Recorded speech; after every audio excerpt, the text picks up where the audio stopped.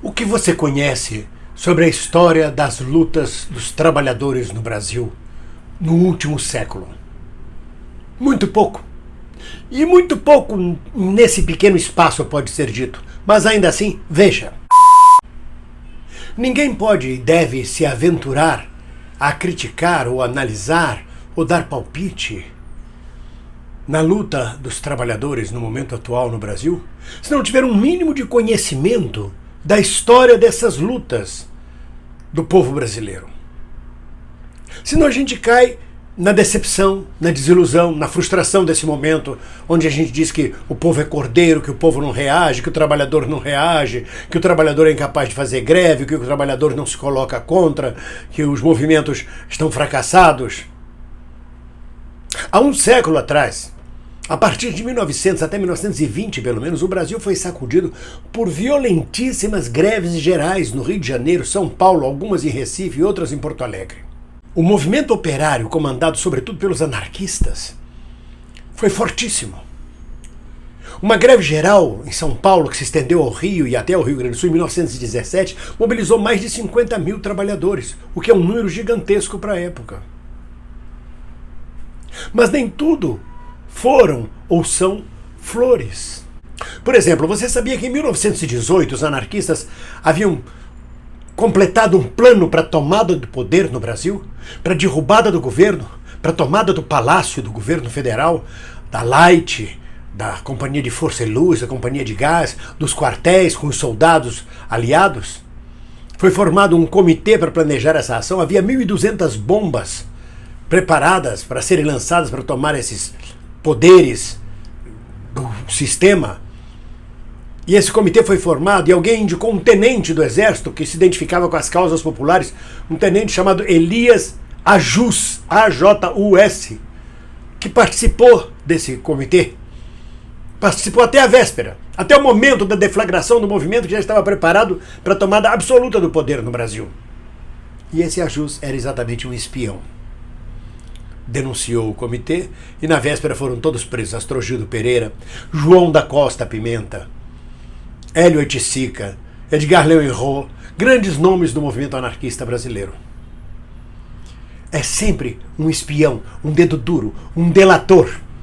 Há sempre um Joaquim Silvério dos Reis, um Cabo Anselmo no movimento dos trabalhadores da luta do povo brasileiro. Mas também há em outros povos. Na Rússia de Lenin havia um tal de Malinovsky, que fazia parte do Comitê Central Bolchevique, denunciou todo o Comitê Central. No Brasil, a chacina da Lapa, que acabou com o Comitê Central do PCdoB, foi delatada por um companheiro do PCdoB, do Comitê Central.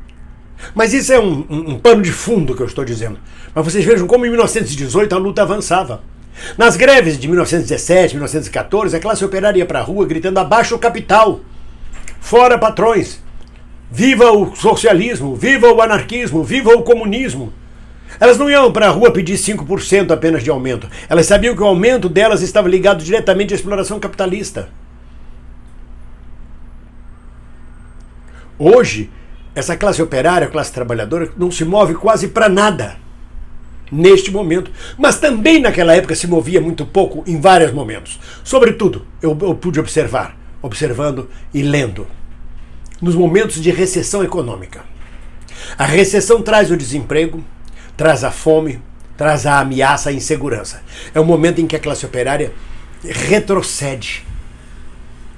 Há outro momento de retrocesso da classe trabalhadora é a repressão violenta. Nós tivemos isso em 64 no Brasil. A repressão violenta sobre o sindicato de trabalhadores, sobre lideranças sindicais, sobre lideranças de trabalhadores, provocou um retrocesso, sobretudo depois do AI-5. Que só em 1978, um pouco antes, com a greve de Osasco e Contagem, e depois com a greve do ABC, a classe trabalhadora, olha quantos anos foi preciso para a classe trabalhadora levantar a cabeça de novo.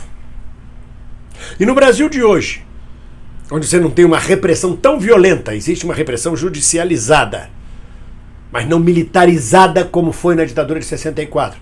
Mas existe uma recessão, um exército de reserva de operários que trabalham por qualquer preço, emprego temporário, perda total de direitos dos trabalhadores.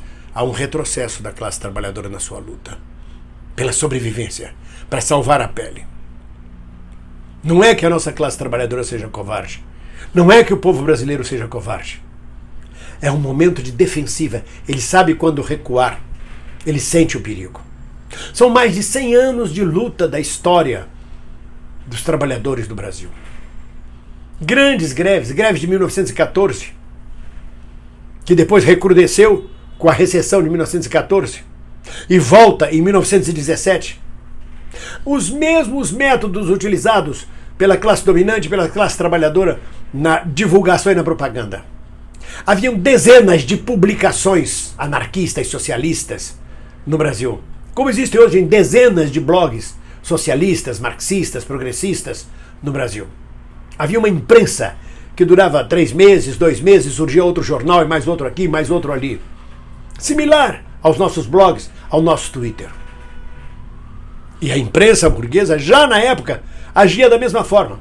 Por exemplo, quando Lenin tomou o poder na Rússia, os bolcheviques, durante mais de um mês, a imprensa burguesa noticiava, o Estado de São Paulo, por exemplo, noticiava que Lenin estava para cair, que Petrogrado já ia ser derrubada e que o Estado soviético não durava mais, era questão de dias. Lenin avançando cada vez mais na construção do Estado soviético e a imprensa brasileira durante mais de um mês anunciando a derrocada total do socialismo e das conquistas operárias na União Soviética. A história se repete, as armas são as mesmas. A burguesia insidiosa, através da sua imprensa, através dos seus órgãos de comunicação, da sua polícia, da sua repressão, age da mesma forma que há 100 anos atrás. Os fura-greves, a falta de unidade da classe trabalhadora. Na greve geral de 1917, por exemplo, e outras greves gerais, havia uma greve geral decretada no Rio de Janeiro, não sei se 1914, 1917.